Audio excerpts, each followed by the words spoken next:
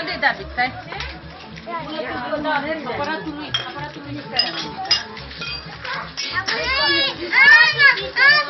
Haide! Hai, gata, coboară? Da. Hai, mulți-ani trăiască! Mulți-ani trăiască, la mulți ani!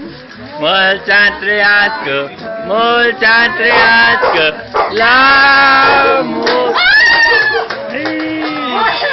Wow!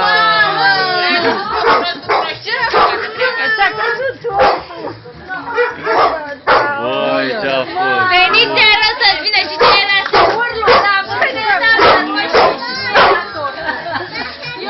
David, ce-ai făcut, David? Dacă nu mălcuinul, David! Nu mai avem mălcuini! Uite ce a făcut la mașină! Auzi, am văzut că nu mai e mașinuțeară și m-am uitat, zic... Da, am zis că gata! Nu, ăsta e tortul tău? Asta e, ce să facem? Nu mai e Hai, Ana, tortul. să pregătim până acum. Ce acum nu mai e tortul, a căzut tortul. Nu e tortul tău? Bă, ăla-i mălcuinul tău! Hai să mâncăm. Ia taba de jos! Ia taba de jos. Nu mai e tortul. Asta e căzut. Băi, mălcuin, băi, David, ce tort îmi dai tu mie să mănânc acum? S-a dus tortul.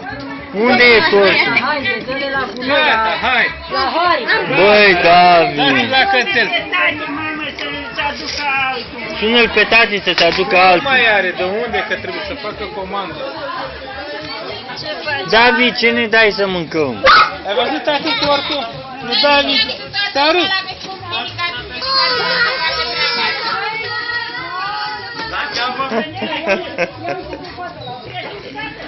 Măcuinul lui David, uai de cap.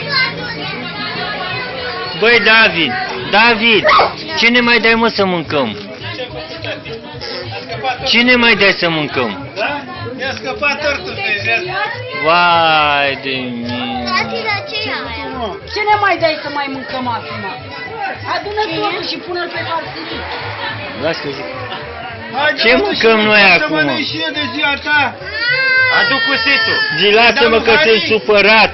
Sunt supărat, unchiule, moșule, zi. Zi, am vrut să-l dau lui Hari. Ia uite, ce e asta? Ce mă pe aici? Tortul, lasă tortul. Lasă că e tortul. E tortul ăla. Mă, dar Mirața să pun tortul ăsta. Păi așa e cu levântul.